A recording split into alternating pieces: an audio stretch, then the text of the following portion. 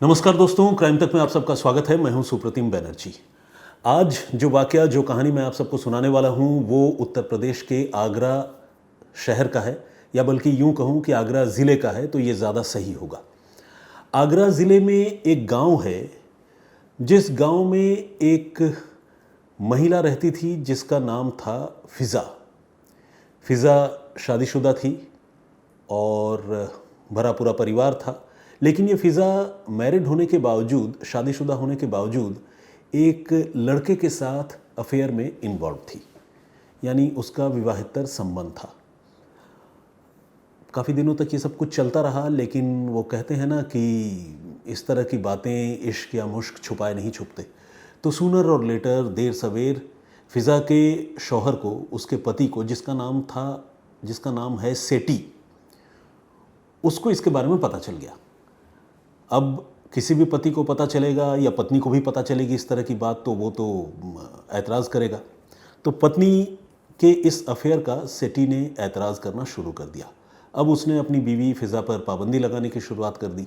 उसे टोका टाकी करने लगा। वो जब भी मोबाइल फ़ोन पर बात करती, अकेले में कहीं बात करती, वो पीछे जाकर खड़ा हो जाता, सुनने की कोशिश करता।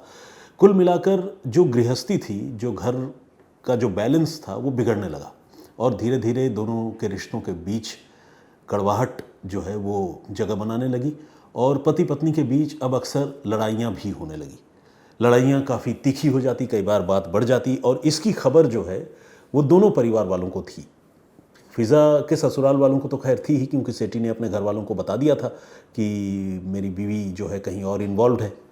लेकिन जो फ़िज़ा के मायके वाले हैं, उनको इसके बारे में इतनी ज़्यादा जानकारी नहीं थी। फ़िज़ा वन साइडेड स्टोरी सुनाया करती थी, बताती थी कि मेरा पति सेठी बड़ा जालिम है, मुझे मारपीट करता है, बदसलूकी करता है, और मायके वालों को अपनी बेटी से हमदर्दी होती कि अरे ये तो देखो बड़ी गलत बात है, हमारा दामाद ठीक नहीं है, गलत निकला वो।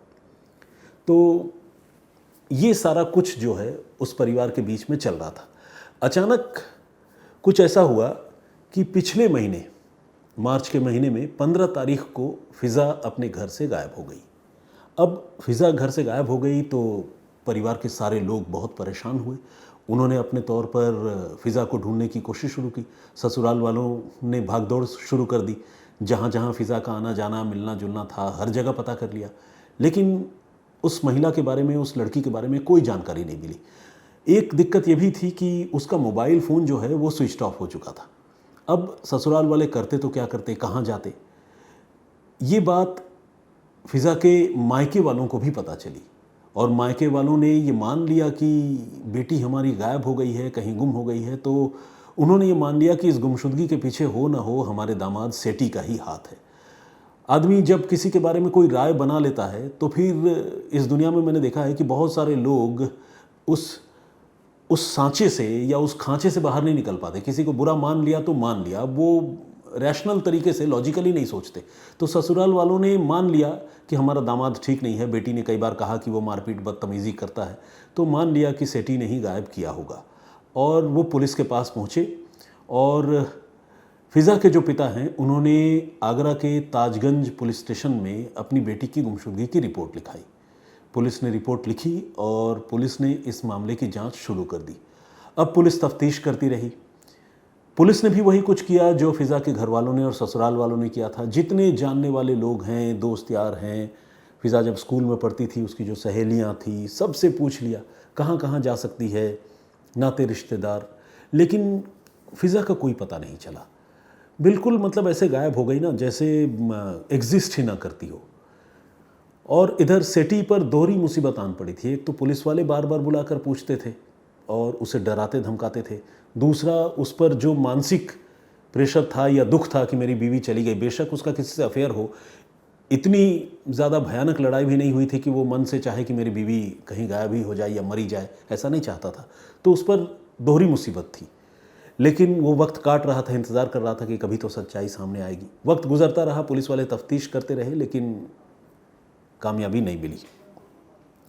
फिर मार्च के बाद अप्रैल महीने की शुरुआत हो गई। अप्रैल महीने में काफ़ी दिनों के बाद 8 अप्रैल को जाकर फ़िज़ा का मोबाइल फ़ोन एक बार स्विच ऑन हुआ, और स्विच ऑन होने के कुछ ही देर बाद वो फिर से स्विच ऑफ हो गया। अब जब फ़िज़ा गायब हुई थी और घर वालों ने गुमशुदगी की रिपोर्ट लिखवाई थी, तो पुलिस ने उसी समय फ़िज़ा का जो मोबाइल फ़ोन है उसको सर्विलांस पर लगा दिया था, ये पता करने के लिए कि उसके मोबाइल फ़ोन की लोकेशन क्या है। मोबाइल फ़ोन अगर ऑन होगा तो लोकेशन के ज़रिए मोबाइल फ़ोन तक पहुँचेंगे, फिर फ़िज़ा तक पहुँचेंगे। यही आज के ज़माने में टेक्निकल इन्वेस्टिगेशन की बुनियाद भी है। तो फ़िज़ा का मोबाइल फ़ोन सर्विलांस पर लगा हुआ था और 8 अप्रैल को उसका मोबाइल फ़ोन इत्तेफाक से कुछ देर के लिए ऑन हुआ और फिर स्विच ऑफ हो गया। पुलिस ने चेक किया फ़ौरन डिवाइस में कि भाई कहाँ स्विच ऑन हुआ फ़ोन, किस जगह। तो उन्होंने देखा कि आगरा से दूर संभल ज़िले के एक गांव में फ़िज़ा का मोबाइल फ़ोन स्विच ऑन हुआ था। पुलिस को लगा कि यही वक्त है तुरंत रिएक्ट किया जाए और उस जगह पर पहुंचे, उस आदमी को ट्रैक करने की कोशिश करें जिस आदमी ने ये फ़ोन होल्ड कर रखा है, स्विच ऑन किया है। पुलिस उस जगह पर पहुंचने में कामयाब भी हो गई। आगरा की पुलिस संभल पहुंची और उस आदमी तक पहुंच गई जिस आदमी ने फ़िज़ा के गायब मोबाइल फ़ोन को, फ़िज़ा के साथ ही गायब मोबाइल फ़ोन को स्विच ऑन किया था। उस आदमी को पुलिस ने पकड़ लिया। पकड़ने के बाद उससे पूछताछ की, बोला मोबाइल फ़ोन कहाँ से आया तुम्हारे पास। तो वो आदमी जो है इस पूरे अफेयर से, पूरे कांड से, फ़िज़ा की गुमशुदगी से बिल्कुल बेखबर, अनजान था। उसने कहा साहब मैंने तो ये फ़ोन ख़रीदा है। बोला अरे ख़रीदा कैसे है, ये फ़ोन जिसका है वो महिला, वो लड़की तकरीबन महीने भर से गायब है, तुम कह रहे हो फ़ोन ख़रीदा है। बोला नहीं साहब मैंने दुकान से नहीं ख़रीदा, मैंने तो मेरे एक जानने वाले से ख़रीदा है। बोला कितने रुपए में ख़रीदा। बोला 300 रुपये दिए थे सर। 300 रुपये में मुझे उसने सेकेंड हैंड मोबाइल दिया और मैंने रख लिया और बस अभी ऑन किया है। तो पुलिस ने उसकी बातों को वेरीफाई किया। पुलिस कोई भी बात जब इन्वेस्टिगेट करती है तो जब कोई दावा करता है तो पुलिस उसको वेरीफाई करती है, क्योंकि आंख मूंद कर किसी की भी बात पर यकीन कर लेना ऑब्वियसली इन्वेस्टिगेशन के मामले में तो नहीं चलता। तो पुलिस ने जब वेरीफाई किया तो पुलिस ने पाया कि हाँ वो आदमी बिल्कुल सही बोल रहा है, उसका उस मोबाइल फ़ोन के गायब होने या कहीं खोने से कोई लेना देना नहीं था। पुलिस ने उससे पूछा भाई तो तुमने किससे ख़रीदा, उसका नाम बताओ। तो उसने बोला हाँ साहब नाम तो मैं जानता हूँ, मेरे पास उसकी तस्वीर भी है। पुलिस ने बोला कि हाँ दिखाओ। नाम उसका भीमसेन बताया गया और तस्वीर उस आदमी ने, उस लड़के ने पुलिस वालों को दिखाई। पुलिस वाले ने तस्वीर देखा और देखने के बाद पुलिस वालों को लगा कि यार ये तो वही लड़का है जो फ़िज़ा का बॉयफ्रेंड है, इससे तो हम पूछताछ कर चुके हैं। क्योंकि गुमशुदगी के बाद जब इस मामले की पुलिस की टीम तफ्तीश कर रही थी तो उसने सारे लोगों को एक्सप्लोर किया था, सब खंगाला था और उस सिलसिले में भीमसेन से भी पूछताछ हुई थी। उसने तो अनभिज्ञता जताई थी और पुलिस ने उसकी बात मान भी ली थी, क्योंकि ऐसा कुछ भी उसके बॉडी लैंग्वेज में शक करने वाली बात समझ में नहीं आ रही थी और उसकी कोई फ़िज़ा से दुश्मनी भी नहीं थी। तो पुलिस को लगा कि यार इसको तो हम जानते हैं, ये तो फ़िज़ा का जानने वाला लड़का है। तो अब भीमसेन की पुलिस को तलाश हुई, क्योंकि भीमसेन ही वो आदमी था जिसने ये मोबाइल फ़ोन 300 रुपये में संभल के उस लड़के को बेचा था। भीमसेन का संभल में कनेक्शन था, वहाँ आना जाना था। अब पुलिस ने भीमसेन को हिरासत में लिया और उससे पूछताछ शुरू कर दी।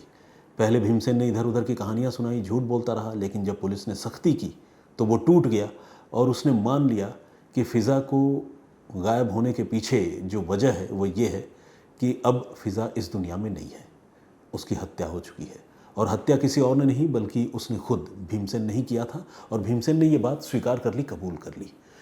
पुलिस ने पूछा कि भाई हत्या क्यों की, एक तो ये बताओ, और हत्या करने के बाद इतने दिनों तक तुमने राज छुपाया कैसे? फ़िज़ा की अगर तुमने हत्या की तो उसकी लाश तुमने कहाँ ठिकाने लगाई? अब भीमसेन ने जो कहानी सुनाई वो कहानी सुनकर पुलिस वालों का भी माथा चकरा गया, घूम गया दिमाग, क्योंकि भीमसेन ने बड़ी गज़ब की साजिश रची और एक ऐसी साजिश जिसका शायद खुलासा नहीं होता अगर भीमसेन एक गलती नहीं करता। क्या गलती, ये मैं बताऊंगा। साजिश क्या है अब वो सुनिए। भीमसेन का ये कहना था कि फ़िज़ा के साथ मेरा अफेयर तो था, मैं भी ये जानता था कि वो मैरिड है, रिलेशन हमारा ठीक चल रहा था, लेकिन फ़िज़ा ने अचानक इस बात की ज़िद पकड़ ली कि मैं उसके पति सेठी की हत्या कर दूं। और मैं अफेयर में था ज़रूर, लेकिन मैं किसी की हत्या नहीं करना चाहता था। मैं सेठी को नहीं मारना चाहता था क्योंकि उसका कोई दोष नहीं था, उससे मेरी कोई दुश्मनी नहीं थी। हाँ, वो हमारे प्यार के बीच में अड़ंगा ज़रूर लगाता था, लेकिन कोई भी पति अड़ंगा लगाएगा, मैं क्या करूँ, मैं मारना नहीं चाहता था। बोला तो फिर तुमने फ़िज़ा की हत्या क्यों की? तो उसने कहा कि देखिए पिछले मार्च के महीने में फ़िज़ा ने मुझे ज़्यादा ही परेशान करना शुरू कर दिया था और जब वो बार बार ये कह रहा था कि मेरे पति सेठी की हत्या कर दो, उसको मारो, हम शादी करेंगे, हम एक साथ रहेंगे, तो मैं बहुत ऊब गया था और मैं इस मामले का एक निपटारा करना चाहता था। और इसी इरादे से उसने बताया कि मैं नोएडा में काम करता हूँ, मैं नोएडा से आगरा गया फ़िज़ा के पास मार्च के महीने में, और 15 मार्च को फ़िज़ा के गांव के बाहर एक कमरा जो खाली पड़ा रहता है सुनसान, उस कमरे में मैंने फ़िज़ा को बुलाया। हम लोग अक्सर वहीं मिला करते थे। फ़िज़ा मिलने के लिए आई और फ़िज़ा ने आने के बाद पहले तो अच्छी बातचीत हमारी हुई, लेकिन फ़िज़ा ने आने के बाद फिर से वही ज़िद पकड़ ली कि तुमने अभी तक सेठी की हत्या नहीं की, मेरे पति को अब तक नहीं मारा, वो मेरी जान खा रहा है, तुम मुझे प्यार करते नहीं हो। इस तरह की बातें शुरू हो गई और हमारे बीच में लड़ाई हो गई। जब लड़ाई हो गई तो मुझे बड़ी हैरानी हुई, मैं जिससे इतना प्यार करता था उसने मेरा गला घोंटने की कोशिश की गुस्से में। यानी भीमसेन ये बता रहा था पुलिस को कि फ़िज़ा ने उसका गला घोंटने की कोशिश की। फिर भीमसेन ने बताया कि मैं गुस्से में आकर मैंने उसकी जो चुन्नी थी, जो दुपट्टा था, मैंने उससे उसी का गला घोंट दिया। और मुझे उस वक्त बहुत ज़्यादा गुस्सा आया था। मुझे इस बात का एहसास नहीं था कि मैं अगर यूं फंदा कस दूंगा तो शायद उसकी जान चली जाएगी। मैं तो चाहता था उसे कुछ डराना या उसे मैं थोड़ा सा नुकसान पहुंचाना चाहता था, क्योंकि खुद वो मेरी जान लेना चाहती थी, तो मैं गुस्से में आ गया था। लेकिन मैं हत्या नहीं करना चाहता था। लेकिन मैंने चुन्नी से गला घोंटा और वो बिल्कुल निढाल होकर गिर गई, उसकी मौत हो गई। बोला मैंने उसके बाद चेक किया, उसकी सांसें चेक की, मुझे एहसास हो गया कि अरे अब ये मर चुकी है। मैं बहुत डर गया था।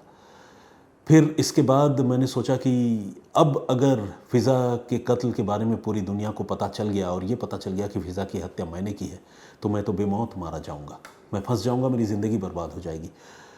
उसने पुलिस को ये बताया कि अब उसके सिर से प्यार मोहब्बत का भूत उतर चुका था, क्योंकि जिससे वो प्यार करता था उसकी वो हत्या कर चुका था गुस्से में। उसका दिल तो खैर अपनी जगह है, अब दिल से ज़्यादा उसका दिमाग काम कर रहा था और उसे लगा कि अब गिरफ्तारी से बचना है तो किसी तरह सबूत मिटाना है। फिर उसे अचानक याद आया कि अच्छा, एक फ़िल्म है दृश्यम, जिस फिल्म में हत्या हुई और हत्या करने के बाद लाश को ज़मीन में दफनाया गया, लेकिन जब खुदाई हुई तो वहाँ से जानवर की लाश निकली। तो वो सारी बातें उसने दृश्यम एक बार देख रखी थी, उसे वो सारी बातें याद आ गई। फिर उसने कहा कि एक बार इस मामले में भी अगर मैं फ़िज़ा की लाश को ठिकाने लगाना चाहूँ तो मुझे लगता है कि एक बार दृश्यम फिल्म को देखना ठीक रहेगा। उसने फिर फ़ौरन अपने मोबाइल फ़ोन में सर्च किया दृश्यम मूवी। उसके पास कहीं से किसी ऐप पर उसको दृश्यम की वो मूवी नज़र भी आई और उसने फिर वो दृश्यम फिल्म फ़िज़ा की हत्या करने के बाद 15 मार्च की रात को वहीं उस सुनसान कमरे में गांव के बाहर बैठकर वो पूरी की पूरी मूवी उसने देखी। यानी बगल में उसकी प्रेमिका की लाश पड़ी थी जिसकी उसने हत्या की थी, और पास में बैठकर वो पूरी 3 घंटे की मूवी देख रहा था। इस मूवी को देखने के पीछे एंटरटेनमेंट करना मकसद नहीं था, बल्कि मकसद ये था कि वो इससे ये आइडिया ले कि एग्जैक्ट कैसे वो इस मर्डर को छिपाए जिससे वो कभी पकड़ा ना जाए। इसके बाद उसके दिमाग में आइडिया आया भी और उसने उस आइडिया को एग्जीक्यूट किया। भीमसेन ने इस फिल्म को देखने के बाद फ़िज़ा की लाश को रात के अंधेरे में घसीटना शुरू किया, क्योंकि ठीक ठाक वज़न था, उठाकर ले जाना मुश्किल था। और घसीटते हुए वो उस सुनसान कमरे से गांव के बाहर एक ऐसा कुआं जो अनयूज्ड था, जिसे एबंडन्ड कहते हैं या बोलचाल की भाषा में कहते हैं अंधा कुआं, उस अंधे कुएं में ले जाकर उसने फ़िज़ा की लाश को फेंक दिया। फ़िज़ा की लाश उसने कुएं में डाल दी, लेकिन वो निश्चिंत नहीं हुआ था, वो इत्मीनान में नहीं था, क्योंकि उसे डर लग रहा था कि लाश तो मैंने डाल दी, लेकिन अब ये लाश अंदर सड़ेगी। अब जब लाश सड़ेगी तो बदबू बाहर आएगी, फिर इसके बारे में लोगों को पता चलेगा, मैं पकड़ा जाऊंगा, क्योंकि फ़िज़ा की मौत के बारे में जब पता चलेगा तो हो सकता है मुझसे भी पूछताछ हो। उस समय वो ये सारी बातें सोच रहा था। हालांकि जब उससे पूछताछ हुई थी तो उसने शुरू में पुलिस को तो गुमराह ही कर दिया था, लेकिन हुआ ये कि लाश को अंदर दफनाने के बाद जब वो बड़ा बेचैन हो गया तो उसने उसी रात वहाँ मिट्टी खोदी अपने हाथों से, और वहाँ उसे एक बोरी का टुकड़ा भी मिला। उस बोरी के टुकड़े से जितनी मिट्टी वो लाश के ऊपर कुएं पे डाल सकता था, उसने वो मिट्टी उस रात को डाली। उसके बाद वो चुपचाप अपने घर चला गया। सुबह होने का वो इंतज़ार करता रहा। रात भर वो सोचता रहा कि लाश तो मैंने ठिकाने लगा दी है, लेकिन जब तक ये लाश पूरी तरह से या तो मिट्टी के अंदर दफन न हो जाए या उसकी बदबू का कोई इलाज न किया जाए, मतलब उसका कोई रास्ता न ढूंढा जाए, तो फिर वो पकड़ा जाएगा। ये वो रात भर सोचता रहा। फिर उसके दिमाग में एक आइडिया आया। उसने सोचा कि क्यों ना उस कुएं में कुछ जानवरों की लाशें डाल दी जाए, क्योंकि कुआं बहुत गहरा है, नीचे अंधेरा है, पूरी तरह विजिबल नहीं है जो तलहटी उसका है वो दिखता नहीं है साफ साफ, तो क्यों नहीं कुछ जानवरों की लाशें डाल दी जाए, जिससे अगर ऊपर से कोई ताक झांक करे देखे भी तो वहाँ जानवर मरे हुए नज़र आए, और जब मरे हुए जानवर नज़र आए तो लोग ये इंप्रेशन बना ले कि हाँ ये लाश जो है कुछ जानवर मरे हुए हैं जिसकी वजह से बदबू आ रही है। तो उसको ये आइडिया जो है आया, और ये सारा आइडिया दृश्यम मूवी देखकर ही आया। हालांकि ये कॉपी बुक पिक्चराइजेशन दृश्यम में भी नहीं है, कुछ उसने अपने हिसाब से इस आइडिया को मॉडिफाई भी किया था। तो इसके बाद वो गांव में घूमने लगा, अलग अलग गांव में। नौकरी नोएडा में कर रहा था, नौकरी वोकरी के तो 12 बज गए। वो अलग अलग गांवों में घूमने लगा और घूम घूम कर वो जानवरों की लाशें जो है उसकी तलाश करने लगा। कभी कहीं कोई कुत्ता मरा हुआ मिल जाए, कहीं कोई बिल्ली मरी हुई मिल जाए, वो जहाँ से भी कोई जानवर मरा हुआ मिलता उस जानवर को लाद कर बोरी में पैक करके अपने साथ लेकर चला आता और इंतज़ार करता रात होने का, अंधेरा होने का। जैसे ही अंधेरा होता वो उस बोरी को लेकर उस कुएं तक पहुंचता जिस कुएं में उसने फ़िज़ा की लाश फेंकी थी, और वो जानवरों की लाश उस कुएं में डाल देता। इस तरह तकरीबन 4-5 दिनों तक उसने 5-6 अलग अलग जानवरों की लाशें उस कुएं में डाली, और ऊपर से जब जब उसको वक्त मिलता वो मिट्टी भी उस कुएं में डालता रहता। एक तरह से देखा जाए तो वो अपने इस प्लान में काफ़ी हद तक कामयाब भी रहा, क्योंकि इतने दिनों में वो लाशें सड़ी भी, और जाहिर है गांव वालों को उस बदबू का भी एहसास हुआ। लोग कुएं के पास आए भी, लेकिन फिर लोगों ने यह भी देखा कि यार अंदर तो कुछ जानवर मरे हुए पड़े हैं, और वो पहले दिन से ही मिट्टी डाल रहा था, तो जो फ़िज़ा की लाश थी उसके ऊपर तो कुछ मिट्टी जमा हो ही गया था। वो ध्यानपूर्वक डाल रहा था, क्योंकि उसको पता था कि अगर लाश के हाथ पांव दिखेंगे तो राज खुल जाएगा। तो वो मिट्टी डालता रहा, जानवरों की लाशें भी डालता रहा, उस कुएं से बदबू भी आती रही, और लोग ये मानते रहे कि जानवर मर रहे हैं, मरे हुए जानवरों की लाश अंदर पड़ी है। तो किसी ने इस पर इतना ध्यान नहीं दिया, इसी वजह से ये बात छुपी रही, दबी रही। लेकिन जैसा कि मैंने आपको बताया कि फ़िज़ा की गुमशुदगी के मामले की पुलिस तफ्तीश कर रही थी, कत्ल के मामले की तफ्तीश नहीं कर रही थी। और इसी गुमशुदगी की तफ्तीश करते करते जब उसके मोबाइल फ़ोन को पुलिस ने सर्विलांस पर लगाया, और जब मोबाइल फ़ोन काफ़ी दिनों के बाद जाकर 8 अप्रैल को वो स्विच ऑन हुआ, तो फिर उस मोबाइल फ़ोन के स्विच ऑन होने से पुलिस ने उस आदमी को पकड़ा जिसने मोबाइल फ़ोन भीमसेन, इस आदमी से जो प्रेमी है, उससे ख़रीदा था। भीमसेन ने 300 रुपये में वो मोबाइल फ़ोन उस आदमी को बेच दिया था कत्ल करने के बाद, और इसके बाद पकड़ा गया। गलती क्या थी? देखिए, अगर कानून के नज़र से देखें तो गलती कुछ नहीं थी, जो हुआ बढ़िया हुआ। लेकिन अगर हम उस कातिल के पॉइंट ऑफ व्यू से सोचें तो उसने वो जो एक छोटी सी गलती की ना, कि 300 रुपये का लालच कर बैठा, उस मोबाइल फ़ोन को किसी को बेच दिया, उसकी वजह से वो पकड़ा गया। ऐसा नहीं है कि अगर वो फ़ोन नहीं बेचता तो नहीं पकड़ा जाता, किसी दूसरे तरीके से पकड़ा जाता, क्योंकि गुनहगार फंसते तो हैं। लेकिन हाँ, वो मोबाइल फ़ोन बेचना इस मामले में उसके लिए एक अल्टीमेट गलती हुई। अगर वो 300 रुपये का लालच करके मोबाइल फ़ोन नहीं बेचता तो शायद वो पुलिस को कुछ और दिनों तक गुमराह करने में, छकाने में कामयाब होता। लेकिन सूनर और लेटर पकड़ा भी जाता, क्योंकि मैं ये मानता हूँ कि जुर्म करके इंसान बच नहीं सकता, खासकर कत्ल जैसा गुनाह करके। पुलिस हमारी तफ्तीश करती है और इतने करोड़ों लोगों की आबादी में गुनहगारों को पकड़ती है।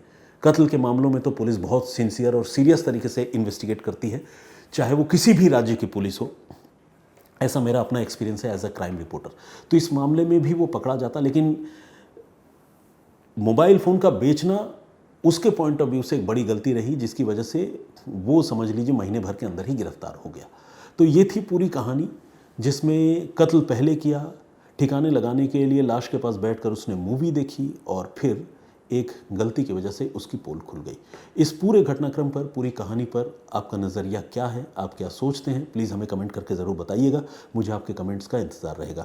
पिछली जो कहानी मैंने आप लोगों को सुनाई थी उसमें मैंने आपको बताया था कि किस तरह से राजस्थान के राजसमंद ज़िले में एक लड़की को अपने पिछले जन्म की बातें याद हैं, और वो एक एक चीज़ इस जन्म में पिछले जन्म के बारे में बता रही है, जिसकी तस्दीक उस लड़की के घर वालों ने खुद उसके पुराने जन्म वाली जगह पर जाकर की है।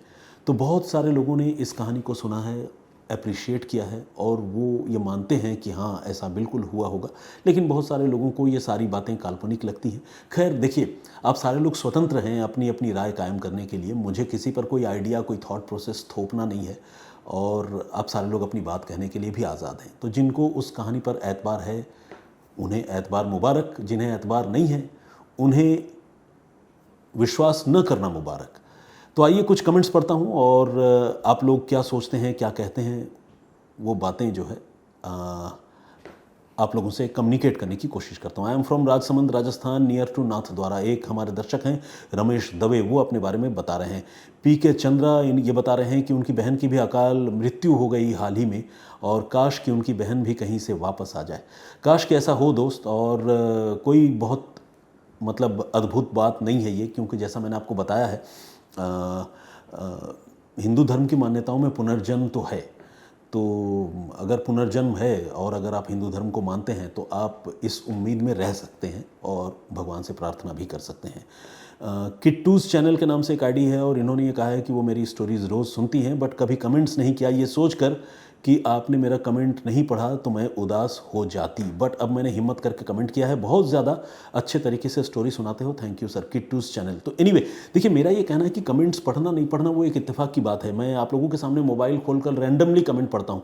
बहुत सारे लोग कमेंट करते हैं और कमेंट जो है इत्तेफाक से, अच्छा कमेंट दो तरीके से पढ़ता हूँ, एक तो न्यूएस्ट फर्स्ट करके पढ़ लेता हूँ और एक बार जो बाय डिफ़ॉल्ट ऊपर आता है उस तरह से पढ़ लेता हूँ, ताकि किसी को ये ना लगे कि मैं बाद में कमेंट करूँगा तो न्यूएस्ट फर्स्ट वाला पढ़ूंगा तो फिर कमेंट उसका ऊपर आ जाएगा, मैं पढ़ लूँगा। ऐसा नहीं करता हूँ। तो दोनों तरीके से कमेंट पढ़ता हूँ। तो रैंडमली पढ़ता हूँ, तो कई बार कई लोगों के कमेंट ऊपर आ जाते हैं, पढ़ लेता हूँ, कई बार कई मिस हो जाते हैं। तो कई लोग मैं देखता हूँ नीचे शिकायत करते हैं कि मैंने आपको बहुत बार कमेंट किया, आपने कभी नहीं पढ़ा, आज के बाद मैं कभी कमेंट नहीं करूँगा।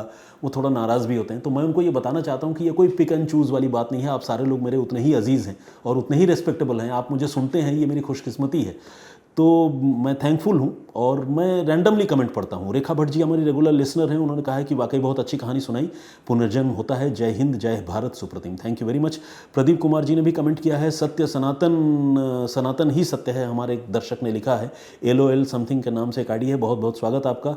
वैभव नितेश ने एक फिल्मी डायलॉग जो है लिखा है, लेकिन फिल्मी डायलॉग में दम है।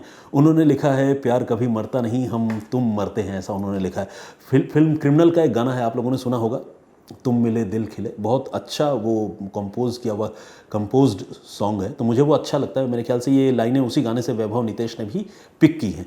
जया अवस्थी ने कमेंट किया है, जय हिंद जय भारत, उन्होंने लिखा है, बहुत स्वागत आपका। क्रिक स्टार के नाम से एक आईडी है, बहुत बढ़िया सुंदर घटना, उन्होंने ऐसा लिखा है, इस्लाम में पुनर्जन्म का कॉन्सेप्ट नहीं है, मतलब बोलकर डॉट डॉट हमारे एक दर्शक ने लिखा है।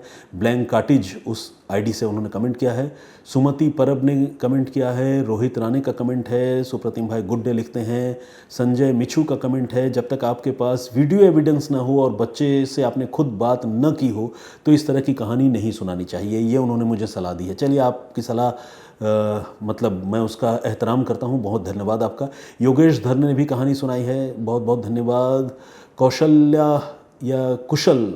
कौशल्या जी हैं, इन्होंने भी अपनी कहानी सुनाई। उन्होंने कहा कि कहानी सुनकर उनको बहुत अच्छा लगा सर जी, क्राइम से हटकर कुछ नया सुनने को मिला। वाच होम के नाम से एक आईडी है, उन्होंने ये लिखा है कि कहानी पूरी तरह से फेक लग रही है, 2022 की बात है, फिर वीडियो क्यों नहीं है बातचीत का, लड़की की जो तस्वीर है उसके बारे में भी उन्होंने सवाल खड़े किए हैं और कहा है कि ये सब घटनाएं गांव में ही क्यों होती हैं, शहर में क्यों नहीं होती।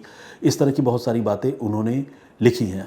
बदले में हमारे एक दर्शक ने उनको एक यूट्यूब का लिंक भेजा, वो यूट्यूब का लिंक क्या है मैंने अभी चेक नहीं किया है, और उन्होंने ये लिखा है कि उस गांव में जाकर फैक्ट चेक करो, सिर्फ एक फ़ोटो से जजमेंट दे दिया। ऐसी घटनाएं कम होती हैं, कभी शहर वालों का भी नाम आ जाएगा। कुल मिलाकर जैसा कि मैंने आपको कहा कि पुनर्जन्म एक ऐसा टॉपिक है जिस पर अलग अलग लोगों की अलग अलग राय है। ये बात सिर्फ धर्म से रिलेटेड है या नहीं है उसकी नहीं है। बहुत सारे ऐसे हिंदू लोग भी आपको मिलेंगे जो शायद पुनर्जन्म पर यकीन न करें, और बहुत सारे ऐसे गैर हिंदू भी मिलेंगे जिनको शायद पुनर्जन्म पर यकीन हो क्योंकि उन्होंने अपनी आंखों से कुछ देखा हो। तो ये एक टॉपिक टू डिबेट है, और ऐसा नहीं कि ये भारत की बात है, पूरी दुनिया में रीबर्थ, री इनकारनेशन पर बहुत सारे रिसर्च हुए हैं, हो रहे हैं, और लोग इस पर चर्चाएं करते हैं। फॉरेन कंट्रीज़ में भी इस तरह के केसेस देखने सुनने को मिलते हैं। मैं ये बात उनको बताना चाहता हूँ जो ये कह रहे हैं कि सिर्फ भारत के कुछ राज्यों के कुछ गाँवों में ही ऐसे मामले क्यों होते हैं।